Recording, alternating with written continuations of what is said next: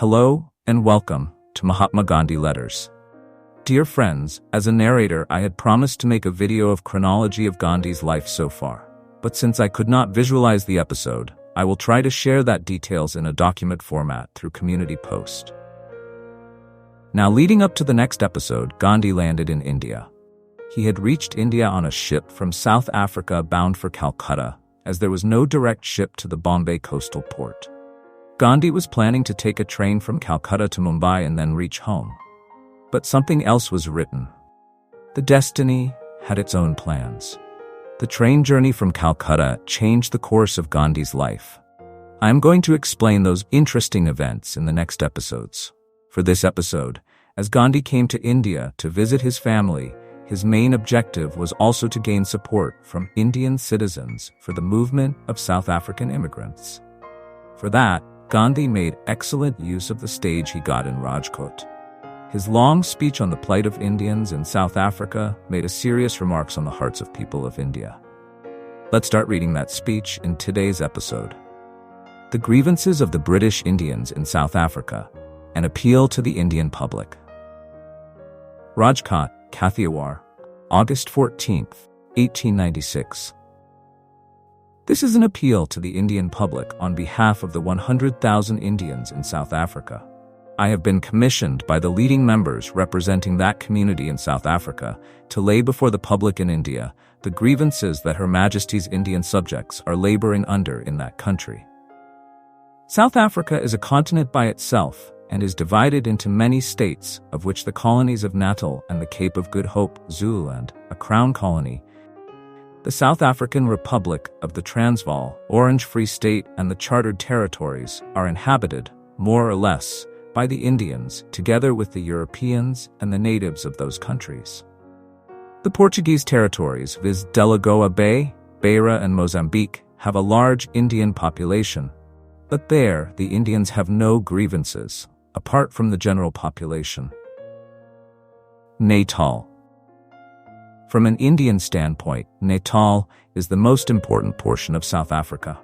It has a native population of about 400,000, a European population of nearly 50,000, and an Indian population of about 51,000, of whom about 16,000 are those at present serving their indenture.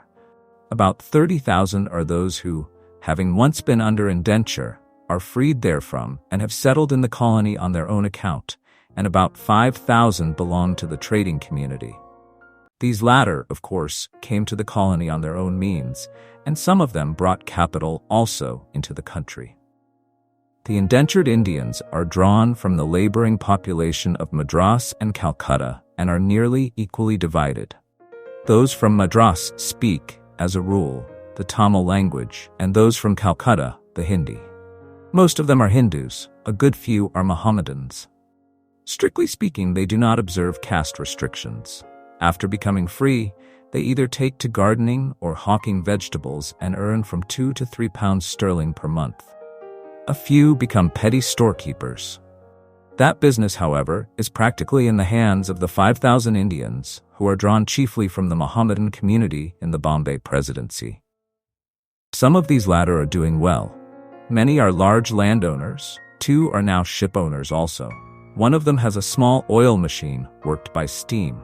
They come either from Surat or districts surrounding Bombay or Porbandar. Many merchants from Surat have settled in Durban with their families. Most of them, including the assisted immigrants, can read and write their own language to a greater extent than one would think they do. I venture to quote the following from my open letter to the members of the Legislative Assembly and the Legislative Council of Natal to show what treatment the Indian receives at the hands of the general run of Europeans in the colony. The man in the street hates him, curses him, spits upon him, and often pushes him off the footpath. The press cannot find a sufficiently strong word in the best English dictionary to damn him with. Here are a few samples. The real canker that is eating into the very vitals of the community. These parasites. Wily, wretched, semi-barbarous Asiatics. A thing black and lean and a long way from clean, which they call the accursed Hindu. He is chock full of vice and he lives upon rice. I heartily cuss the Hindu, squalid coolies with truthless tongues and artful ways. The press almost unanimously refuses to call the Indian by his proper name. He is Rami Swami. He is Mr. Sami. He is Mr. Coolie. He is the black man. And these offensive epithets have become so common that they, at any rate, one of them, coolie, are used even in the sacred precincts of the courts, as if the coolie were the legal and proper name to give to any and every Indian. The public men, too, seem to use the word freely. I have often heard the painful expression, coolie clerk, from the mouths of men who ought to know better. The tramcars are not for the Indians. The railway officials may treat the Indians as beasts. No matter how clean, his very sight is such an offense to every white man in the colony that he would object to sit, even for a short time, in the same compartment with the Indian.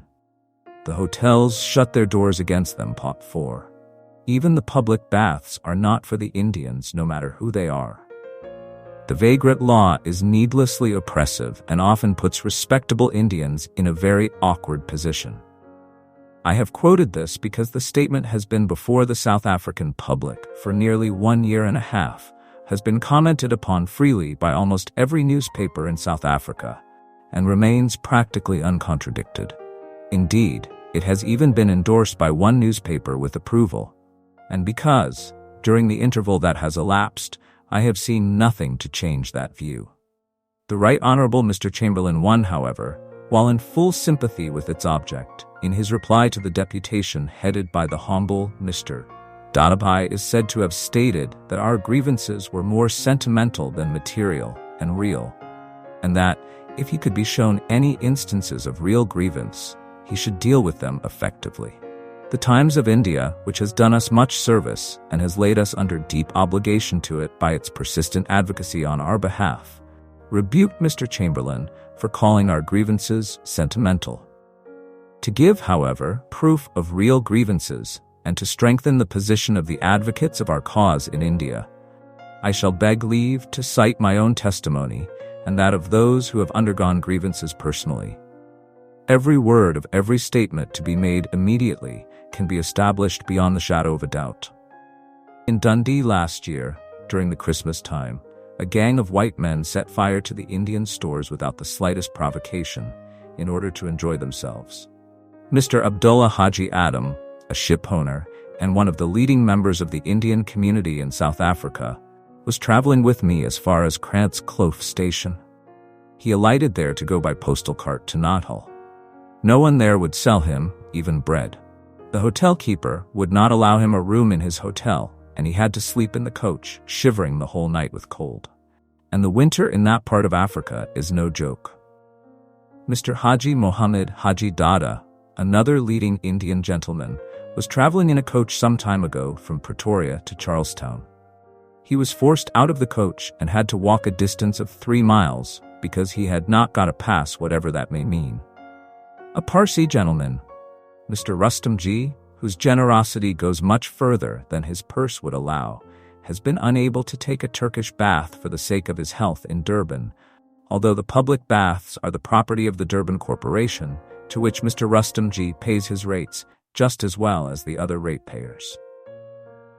In Field Street, Durban, last year during Christmas time, some youths threw burning crackers in the Indian stores, doing some damage. 3 months ago in the same street, some youths shot lead bullets into an Indian store with a sling, hurting a customer who nearly lost his eye. Both these matters were brought to the notice of the superintendent of police, who promised to do all he could. Nothing more has been heard of the matter. Yet the superintendent is an estimable gentleman, anxious to protect all the communities in Durban.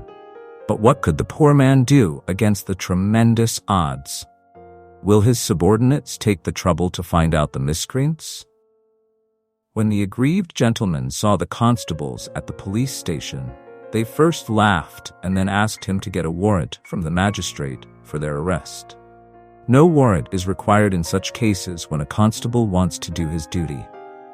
Only the day before I left Natal, the son of an Indian gentleman, spotlessly dressed, was walking along the pavement in the principal street in Durban. Some Europeans pushed him off the pavement without any reason, but to amuse themselves.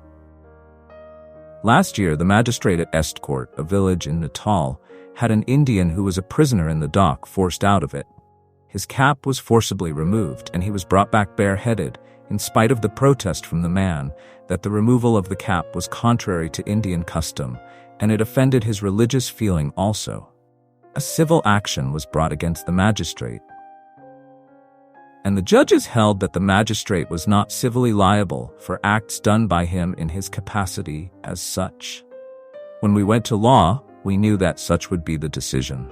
Our object was to have the matter thoroughly thrashed out. This question at one time was a very great question in the colony. An Indian official, whenever he accompanies his superior during his periodical tours, is unable to secure accommodation in the hotels. He is obliged to sojourn in huts.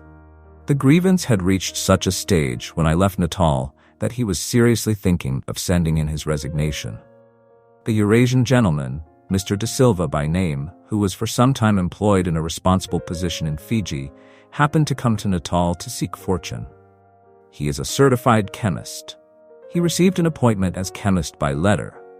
When, however, his employer saw that he was not quite white, he dismissed him. I know other Eurasians who, being fair enough to pass as white men, are not molested. This last instance I have quoted to show how unreasonable the prejudice is in Natal. I could go on relating such instances, but I hope I have adduced sufficient instances to show that our grievances are real, and as one of our sympathizers in England says in a letter, they have only to be known to be removed. Now, what is our mode of action in such cases? Are we to go to Mr. Chamberlain in every case and turn the colonial office into one for hearing petty complaints from Indians in South Africa? I have used the word petty advisedly, for I admit that most of these cases are cases of petty assault and inconvenience.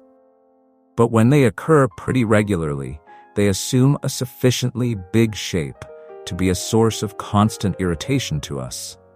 Just picture a country where you never know you are safe from such assaults, no matter who you are, where you have a nervous fear as to what would happen to you whenever you undertake a journey, where you cannot be accommodated in a hotel even for a night, and you have a picture of the state we are living in Natal.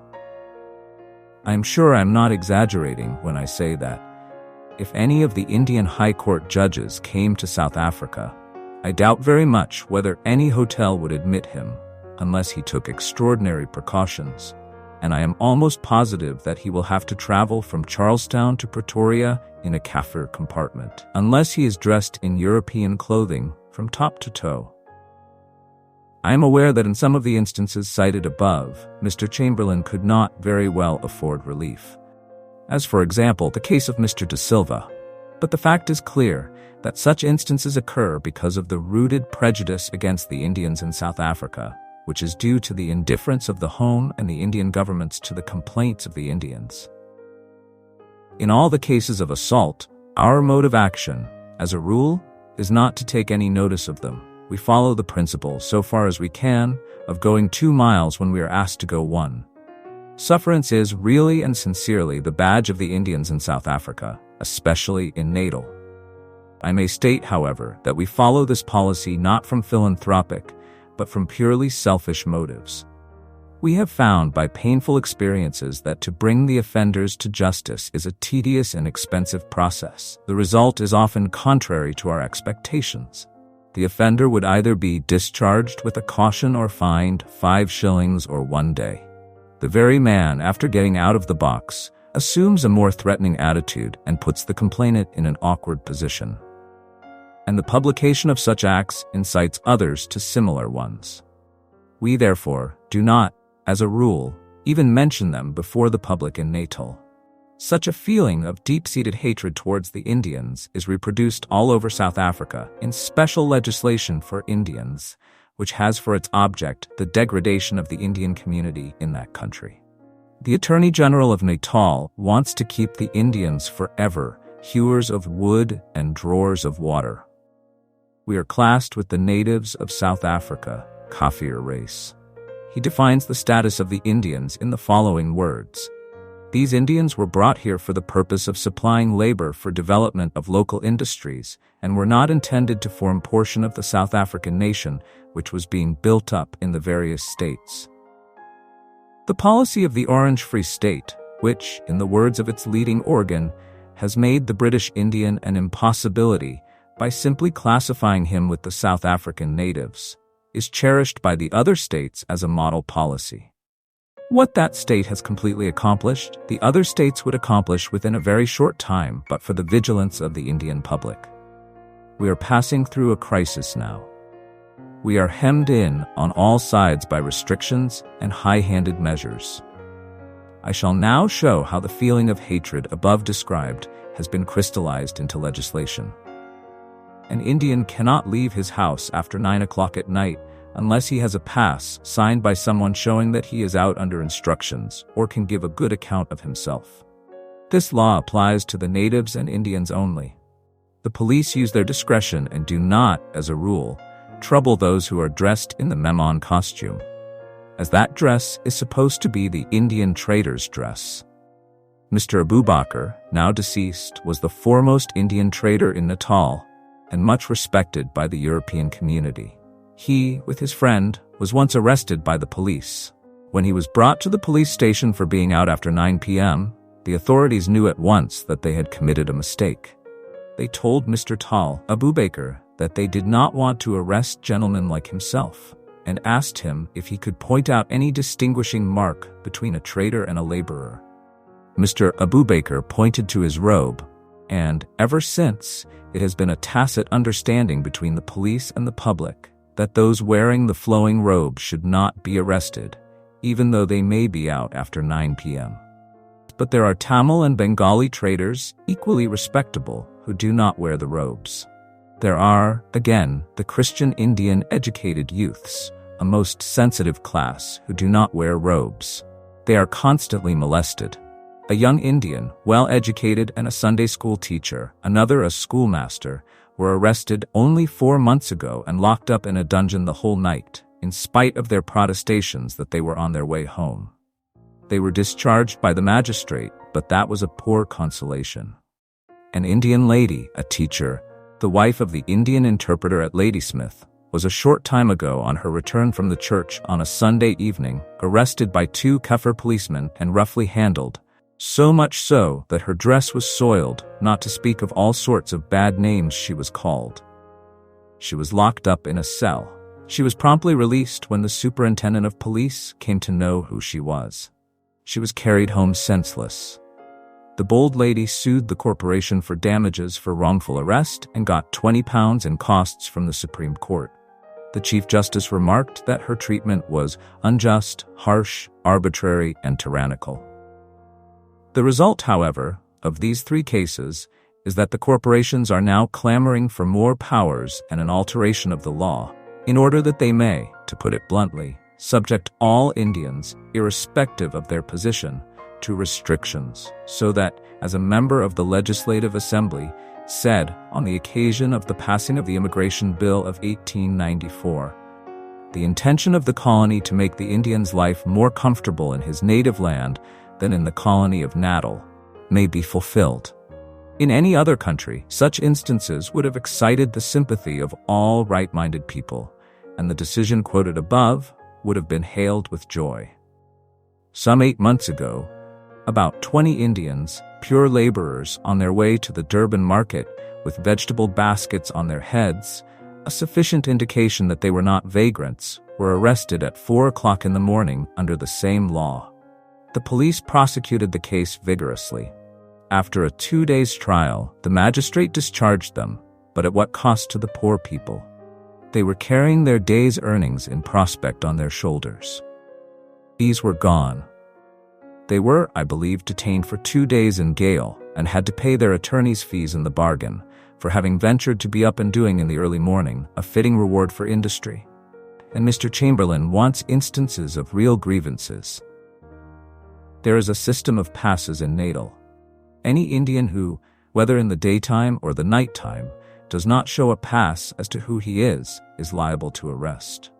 This is meant to prevent desertion by the indentured Indians and to facilitate identification and is thus far, I believe, necessary, but the working of the law is extremely irritating and a crying grievance. But for the cruel feeling, no injustice need occur under that law. But the papers speak for themselves as to the working of the law.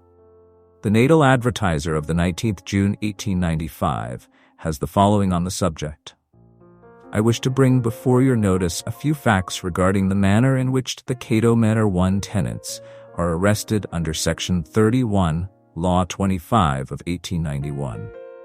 When they are walking on their grounds, the policemen come and arrest them and ask for their free passes. When they call out for their wives or relatives to produce the passes, before they can be produced, the policemen begin to drag the Indians to the police station. When the passes are produced on the road to the station, the policemen simply look at them and throw them to the ground. The Indians are taken to the police station, detained for a night, and made to wash the cell out in the morning, and are then brought before the magistrate.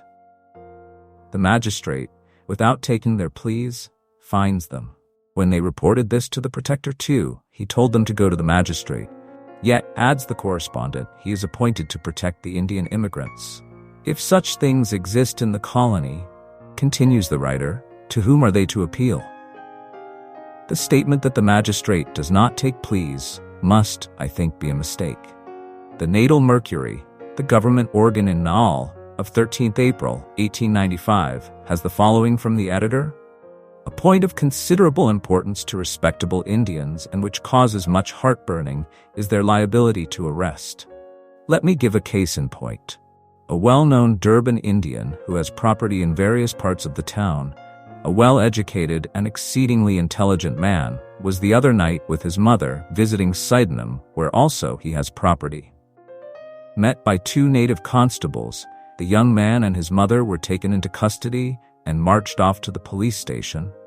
Though it is only fair to say the native police conducted themselves admirably. The young Indian referred to explained who he was and gave references, and the trooper at length bade him begone, warning him, however, that if he did not have a pass next time he would be detained and prosecuted.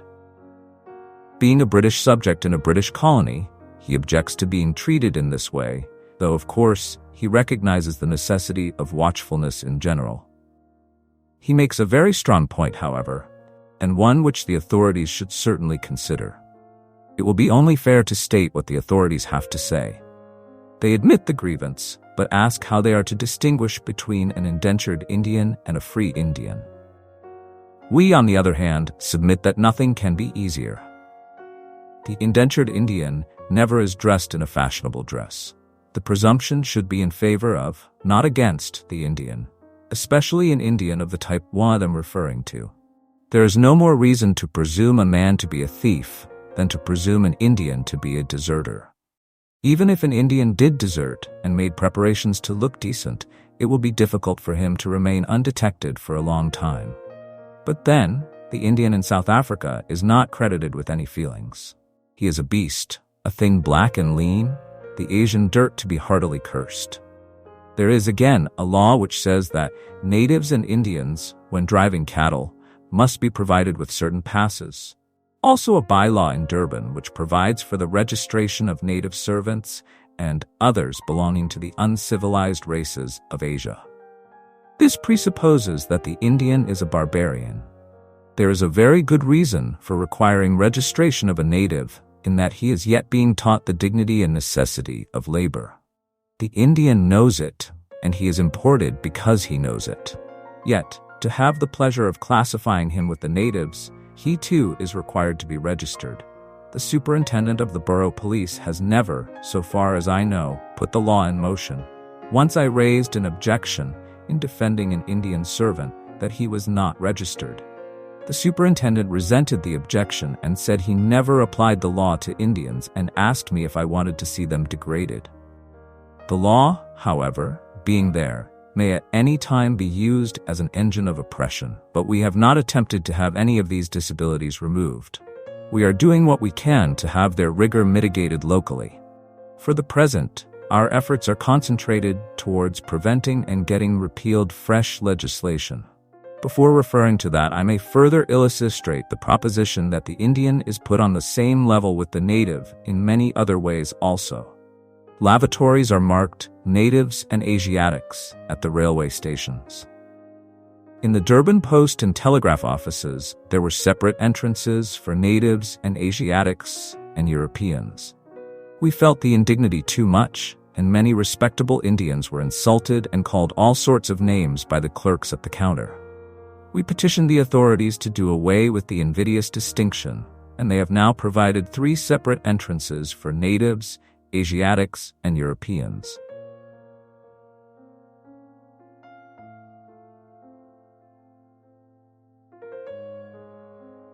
Dear listeners, enough for today. Let's continue this speech in the next episode. Thank you for listening to Mahatma Gandhi Letters.